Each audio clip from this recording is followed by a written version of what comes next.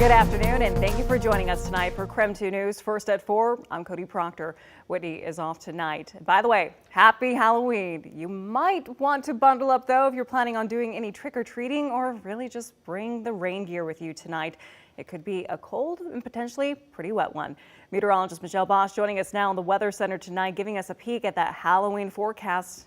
How spooky and gloomy is it going to be? Yeah, temperatures actually aren't that bad considering the time of year. Average high is only 49, and we're in the low to mid 50s right now. What makes it feel a little bit colder is, gosh, we have the scattered showers out there and pretty gusty winds. We've had wind gusts over 30 miles per hour today, so you're going to have to be contending with that at least late this afternoon and early in the evening, that stronger wind. Temperatures are going to be in the lower 50s. You're probably going to have to be dodging some showers. If you wait a little bit later, it does look like the rain may even pick up later this evening, and temperatures are going to be quite a bit cooler, so temperatures in the mid 40s by later on tonight. The wind should come down a little bit though, so kind of just a trade-off either way. 52 right now in Spokane and Coeur d'Alene, 55 in Deer Park, and temperatures, believe it or not, near 60 degrees in Moses Lake, lower 60s in Omak. Not quite as warm across the Palouse. Temperatures there only in the upper 40s. Taking a look at radar right now. Looks like the wetter weather is mainly south of Spokane, so if you go to west or north of the Spokane Coeur d'Alene area, you might not have to worry about too much rain, at least over the next couple of hours. Kind of zooming in, we're dry right now for most of the Spokane area, but it looks like that band of rain is going to be lifting more north later this evening and bringing it right back into our region. So the short-term forecast certainly keeps it cloudy. The wind should come down a little bit later this evening, but we are looking at some pretty soggy weather and cooler temperatures on the way for later this week. Highs only in the low 40s tomorrow. That's about a 10-degree drop. So still rain showers, snow levels around 3,000 feet. But those snow levels coming down to the valley floors by Wednesday. A mixture of rain and snow possible with a high of 43. Dry on Thursday, but we are going to start off on a chilly note. Could see our first hard freeze with lows in the mid-20s and highs in the low 40s. Michelle, thanks so much. In continuing coverage tonight, Jules Helping Hands and Disability Rights Washington recently filed a federal lawsuit against the city and the county of Spokane. It's an attempt to stop local authorities from clearing out the homeless camp near Interstate 90. This afternoon, an attorney listed on the complaint told KREM 2's Amanda Rowley they want to protect the rights of those living at the camp. She's joining us now tonight in the studio with the latest.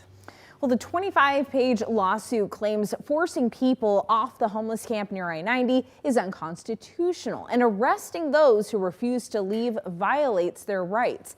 Now, one of the attorneys listed on the complaint told me this afternoon the goal is to remove the threat of arrests. Andrew Babiano hopes the lawsuit will remind everyone working to clean up the camp that the people staying there have constitutional rights, especially since they are staying there with permission from WashDOT, which owns the property. The lawsuit lists the city and Spokane County as defendants, along with Spokane Police Chief Craig Meidel and Spokane County Sheriff Ozzie Knezevich. Both have said they want to avoid using law enforcement to clear out the camp, but as a last resort, people who refuse to leave will be arrested. Bibiano says the threat of arrest has already caused significant harm to the people staying at the camp. And according to the lawsuit, forcing them to leave would violate the Americans with Disabilities Act. Rather than waiting for more harm to be done, this lawsuit was intended to stop that in advance and to give people some certainty that they will be able to follow through on the plan to get better housing. If we can respect their dignity and their rights, we can find a solution that works quickly and for everybody.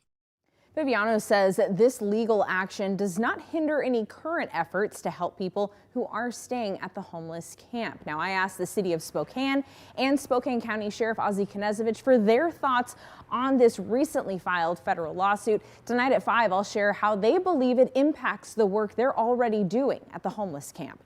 Amanda Rowley, KREM 2 News. Amanda, thank you so much. And more top stories tonight. Today, the trial began for a man accused of murdering his ex-wife in 2020. Yasser Daraji was arrested back in January 2020 after his ex-wife's body was found inside a burning car. Police say Daraji abused and threatened to kill his ex-wife for years leading up to her murder. He faces charges of first-degree murder. In the meantime, just hours ago, a Colorado jury found a former Idaho candidate for governor, Steve Pankey, guilty of first-degree murder and second-degree kidnapping for the 1984 death of a 12-year-old girl John L. Matthews. Today, he was sentenced to life in prison with the possibility of parole after 20 years. This was the second time this case went to trial after a jury could not reach a verdict last year, resulting in a mistrial. A former Seattle body broker is headed to prison after sentencing today. Walter Mitchell ran a company that accepted donations of human bodies for medical and scientific research. Several of his donors ended up dumped in the Arizona desert. An Arizona judge sentenced Mitchell to 6 years and 3 months in state prison. With time already served, Mitchell will spend just over 4 additional years behind bars. Well, in a unanimous decision, the Spokane Public Schools Board adopted a resolution encouraging more awareness around securing storage of firearms. KREM 2's Janelle Finch spoke to gun safety advocates about the impact of this resolution on our community and the state. She joins us in the newsroom tonight with her perspective. Janelle? Well, Cody, this is significant. Local gun safety advocates say this resolution marks the first school board in Washington state to adopt a safe gun storage resolution. In its passing, the board hopes to further educate the district on the importance of proper firearm storage. When the resolution was first discussed, SPS Superintendent Dr. Adam Swinyard said school safety and firearm safety have been prominent in local and national conversations. With nearly 30,000 students walking through SPS hallways every day, the school board wants added measures to make sure everyone is safe. The adopted resolution includes data on some of the negative effects of firearm usage. According to the National Threat Assessment Center, up to 80% of gun violence on school grounds happens with a gun holder less than 18 and with a gun obtained from their own home, a relative's home, or a friend's. Petra Hoyt says she doesn't have children in the district, but she does own a firearm, and she's a vocal member of Moms Demand Action and Be Smart, a national program that raises awareness around safe gun storage. It's just a matter of responsibility. I think we of course are allowed to have firearms, but just like anything else, handle it properly, keep it out of the hands of children, and we can keep the community as a whole safer. According to Be Smart, 4.6 million American children live in households with at least one loaded and unlocked firearm. With this resolution, the board is looking to make sure Eastern Washington families don't contribute to this statistic. When the resolution was still in its early stages, we spoke with the owner of Sharpshooting and SPS parent Jeremy Ball. Ball said he would provide free locks to all eligible gun-owning district parents. And if the district is open to it, he says that offer still stands. In the newsroom, Janelle Finch, KREM 2 News.